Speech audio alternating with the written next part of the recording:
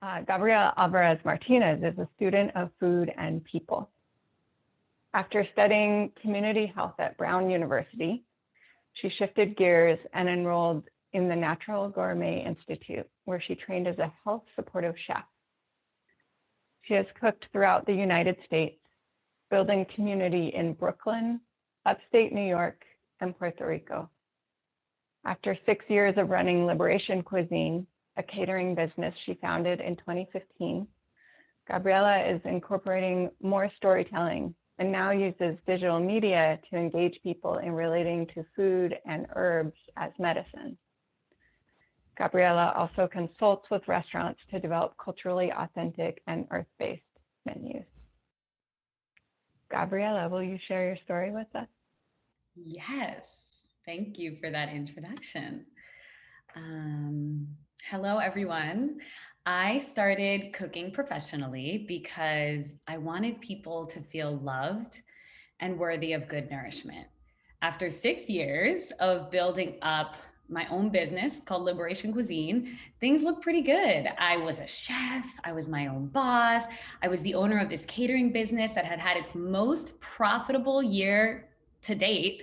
And I got to cook for people at the front lines of social justice movements. It was everything I had ever wanted and tried to manifest and did manifest, except that I was super burnt out and feeling really, really isolated. All I did was work, sometimes 15, 20-hour days. I remember one time the business had gotten one of its biggest contracts yet, and me and the team worked nearly 72 hours straight with short naps each night to get the food ready for this event.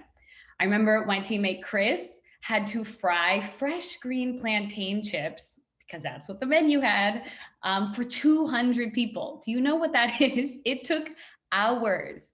And after that, I told myself I would never do something like this again. The question was, how do I shift? What do I do? In today's society, the home cooked meals that are full of love and beautiful essence are just really difficult to scale up. And assembly lines are put in place for a reason. On top of this, just about all of my closest friends and my siblings had moved out of New York. And despite how hard I was pushing myself, I couldn't shake this major imposter syndrome around assuming the title of chef. When A, I hadn't taken the traditional path of working my way through the restaurant hierarchies of success, and B, real talk, I was having a really hard time keeping the business afloat, let alone even cooking for myself regularly. I felt like a total fraud, and each day I just wanted to be in the kitchen less and less and less. I started to hear this deep, old, whisper calling me to my first passion, which was acting. As a child, I had wanted to be a famous actress, but as I grew up, it was made really clear to me that this is not a real job. In my 20s, I was diagnosed with an autoimmune chronic kidney disease after peeing maroon-colored urine and experiencing chronic back pain for years.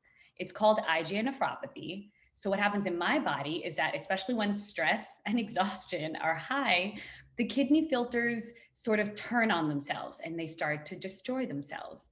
In traditional Chinese medicine, the kidneys are the organs that store fear. And autoimmune diseases are spiritually understood as your body attacking itself when you don't allow yourself to express your truth.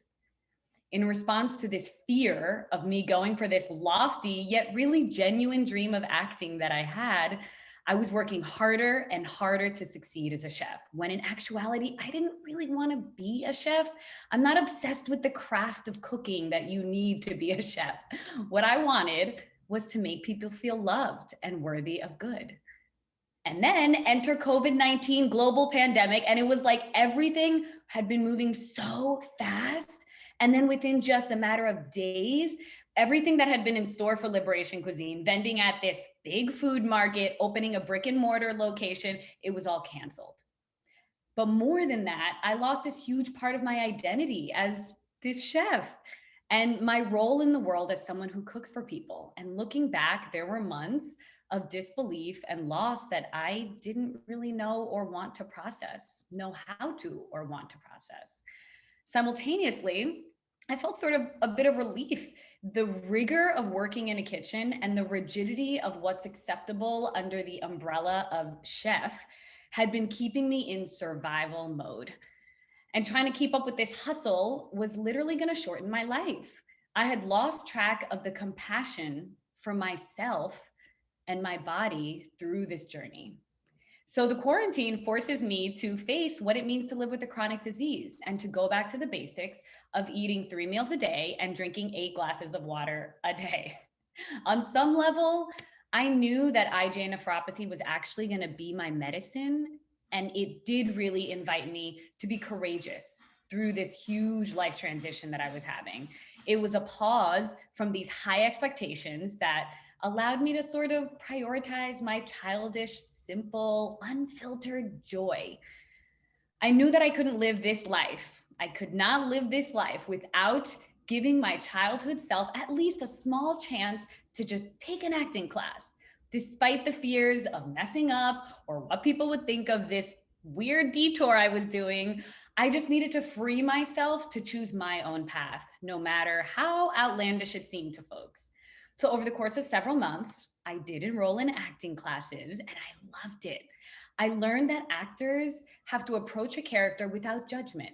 You have to see the character's truth in yourself, and you have to practice empathy, and you have to be courageous enough to then perform all the messiness that exists within you and in the character.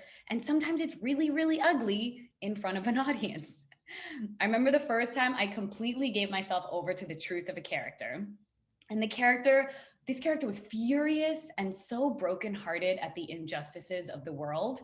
I went totally blank and it just spewed out of me. It was the first time I moved an audience to feel what the character was feeling. And she made the audience feel their own grief and their own anger. And it was in this moment that I realized that acting could also be medicine that reminds people of their worthiness of love and their being allowed to exist in their entirety. Acting has become an exercise in allowing myself to exist unapologetically and spontaneously, even if it means totally changing how people know me in the world. And I wouldn't say that this is quite a success story or that there's even an ending, but I am evolving and I am finding myself. And this time I am bringing my body along with me. Thank you.